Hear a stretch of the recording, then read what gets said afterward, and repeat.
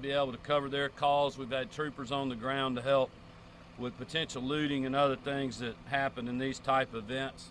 The Department of Transportation, Department of Natural Resources, and the Georgia Forestry Commission have been helping their chainsaw strike force teams, a lot of other resources on the ground. We had a lot of roads we had to clear, and they've been doing a great job. I want to thank them for that. I want to thank the Army Corps engineers. I know their work is not over managing lake levels, obviously at West Point, and other local flooding issues that we are continuing to monitor. I want to thank just all of the local and state elected officials that are here. Obviously the legislators were in the last day of the legislative session, so the local delegation could not be with us today. Former Representative Randy Nix is here representing them, and I certainly appreciate his leadership and friendship. I spoke to Congressman Ferguson earlier today, just checking on him. I know he has toured the damage and had to get back to Washington for votes tonight, but we're going to keep him and his team apprised of our efforts, and I know that he's been in communication with the local elected officials as well. I want to thank the Red Cross and a lot of other folks that are here helping us on the ground for their good humanitarian work. The Georgia Baptist Convention has folks here. Some local pastors are here. I've been texting with the chairman. We have two of the commissioners that are here, and obviously a lot of other local elected officials. I cannot thank the police force and the sheriff and the sheriff's office for what they have been doing to respond, and we appreciate them. I'm probably telling you things that you already know, but 25 to 30 homes completely destroyed, approximately 100 others that were damaged, and this situation is continuing to evolve because of the flooding that we're dealing with from heavy rains today. And Director Stallings will talk more about the weather that's coming in later this afternoon or this evening. We're going to continue working to clear roads, and then we'll come back to do more assessments and more cleanup, but our main priority is obviously clearing roads and getting routes cleared for the power companies. Highway 29 has been closed to non-emergency vehicles, and obviously we had a tremendous amount of rain here since Sunday, up to 12 inches. Director Stallings is going to give you an update on the West Point Lake release. Thankfully, which is a miracle when I think you view the damage that's all around us in the location we are, that we have not had a fatality. We thank the good Lord for that. We do have 5 individuals that are dealing with non-life-threatening injuries. Obviously, schools in Pike, Meriwether, Troup, and Spalding County were closed today. We'll continue to work with the school systems and monitor that. I just wanted to give you a quick update. Because of the weather, we couldn't get to Baldwin County and Milledgeville earlier this morning. We're going to be touring that site tomorrow. There's been a tremendous amount of cleanup over there already, so they're doing great over there. We did have some damage to the roof of a hospital and to the Emergency Operations Center, and there's further damage assessments that are underway. Thankfully, no reported injuries or fatalities in that part of the state, so we're continuing to be thankful for that. In Spalding County, due to heavy rainfall, we're having issues with the temporary dam as of this morning, but again, the Army Corps engineers as well as our state folks are immediately responding to that, and Director Stallings again will update that. In Meriwether County, we did have a few homes damaged, but obviously nothing like here. From a state perspective, we took a lot of action very quickly. We did the state of emergency within hours of the tornado touching down. I know that's very helpful for the locals and local law enforcement. We have made all necessary state resources available to assist with the response and recovery, and we'll continue to have GEMA, Department of Public Safety, Georgia State Troopers, Department of Transportation, Natural Resources, game wardens who are also here with us today, and a lot of other folks on the ground, forestry and others. And we just want people to realize we're going to be here to help the locals, and we just cannot thank you enough for what you're doing. With that, I'm going to turn it over to Director Stallings. Again, I just want to remind people to be patient, number one. There's a lot of damage. Thankfully, it's contained in a few small areas, so we're working very quickly. but also be weather aware tonight and just continue to be very cautious around these areas so we don't have further injuries from any kind of construction debris, trees that may be leaning, not secured or fallen yet, and other things of that nature. So with that, I'll turn it over to Director Stallings. Then we're going to take some questions, and obviously we have a lot of local officials that are here with us that can help answer questions as well. Chris. Good afternoon. First and foremost, I do want to thank the Governor and First Lady for their quick response. It's their leadership that allowed us to have that state of emergency put in place to allow us to do what we do. Witnessing the devastation that occurred with these storms is a reminder of just the power and unpredictability of the weather and how important it is to have a plan in place for you and your loved ones.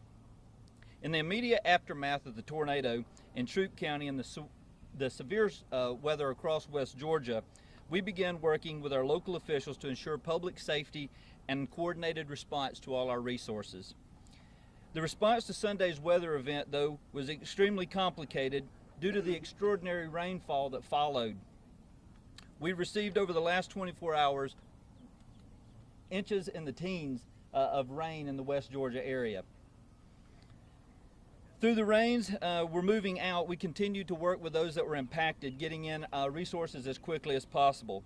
Currently, we have more than 40 state law enforcement officers in the area working, and I can't thank our partners with the Georgia Forestry Commission, the Department of Transportation, the Department of Public Safety, the Department of Natural Resources enough, and those commissioners and their leadership for answering the call as quickly as possible.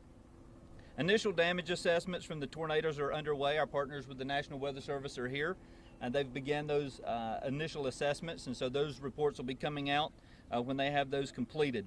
Also, our team will begin preliminary damage assessments, and so we'll be looking into all the resources that it took to respond to an incident like this. The Red Cross currently has 2 shelters that are open, one here in Troup County at Point University Gym on Avenue D in West Point, and the second in Baldwin County at New Beginnings on Southside Drive in Milledgeville for those that are displaced. We're asking the public to stay clear of the damaged areas and roadways in order for us to respond. As the Governor said, patience is going to be the watchword. As you've seen this devastation, I know folks want to get back to their homes and find their items that they've lost and see the destruction, but at the same time, with these power companies out here, there's a lot of live wires, there are gas mains that still need to be protected, there are a lot of things, so there are going to be a lot of law enforcement. If you do have to come back to the area, please, if you do, have an ID with you so that we can confirm that this is where you reside. We don't want just anyone roaming through the area. We care about your stuff like you do. Additionally, there are roadways and bridges that are flooded or currently near flooding conditions. So if you see a flooded roadway, please turn around. Don't try to cross it. Don't attempt to cross a roadway where there's running water. 2 feet of water can sweep away a full-size SUV. So make sure you are wise to that. And lastly, please continue to monitor your local radio stations and your trusted news sources for following updates. As the Governor mentioned, the Army Corps of Engineers has opened all 6 gates at West Point to try to control the water. We do have a rising level from the inundation from the rain into the spillways. And then, as he mentioned, the dam that was breached, and there was some confusion with the dam felling or water going over the top of a temporary dam. And so in Spalding County at the reservoir, there is a temporary dam for some remodeling that was being done on the existing dam. And so that dam did have some water go over the top. It has not failed, but there is some flooding in that area. But as we mentioned, there's a lot of roadways that are underwater. If you see swift moving water up around bridges, don't take your chances. Until it's been inspected by engineers, we're not going to be crossing them. And I'll highlight one further thing before I give it back to the Governor, is that if a bridge is closed, it can't be open until it's been inspected. Give us patience. It takes a lot of time. There are a lot more bridges than we have inspectors. And so as we get those teams out there to do those inspections, we want you to be able to get back into your homes as quickly as possible, but we want you to do it as safely as possible. With that, I'll turn it back over to the Governor, and then we'll take questions from there. Thank you, sir. Well, thanks, Chris. In closing, just on behalf of Marty and the family. We are just so thankful that there was no loss of life here. We're very lucky when you look at this devastation, and certainly want to offer our thoughts and prayers to the people of Mississippi. I communicated with Governor Reeves after the storm. I know it's a devastating storm that they're following over there, and you know, we're certainly very lucky, and thank God for that. With that, we'll open it up for questions for Richard. Governor, have you reached out to the federal government yet to see if they're going to have a federal emergency declaration? Well, we've definitely been in touch with our federal partners. I think the federal, you know, we're continuing to assess. I'll let Director Stallings give you an update on that. I mean, look, our first priority is we need to get people's power back on. We need to make sure people are okay. We need to make sure they have water and they have food. It's going to take us a little while to assess to figure out, you know, what kind of federal declaration, if any, we would have. Do you have anything? So we have been in contact with our federal partners. The biggest thing to remember is right now we're in search and rescue and life saving. So those preliminary damage assessments, yes, that money is important, but it's secondary to safety right now.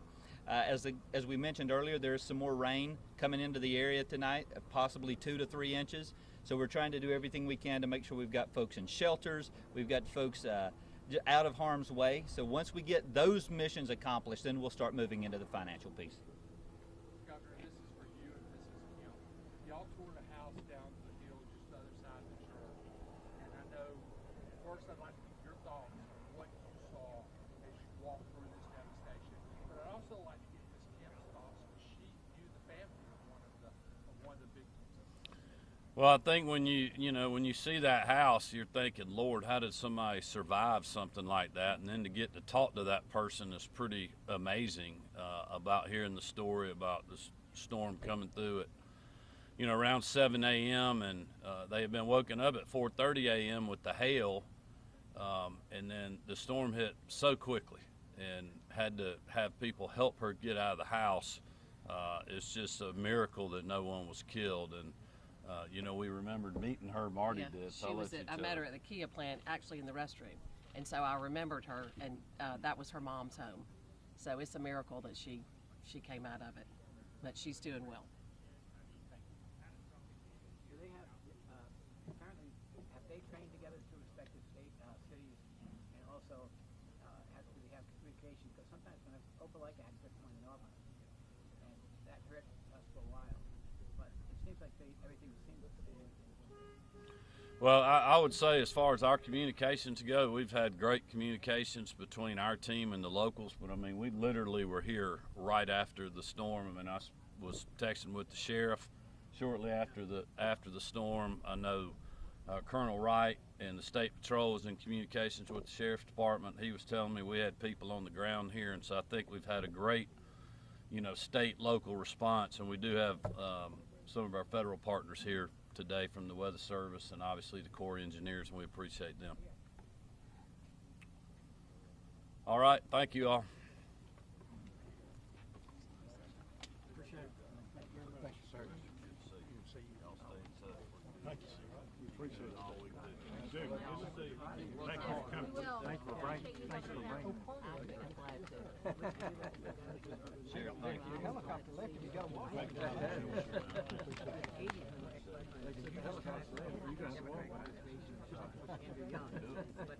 Many deputies in Tripp County, he's got to ride back there. I know Vance did this too, you'll see him.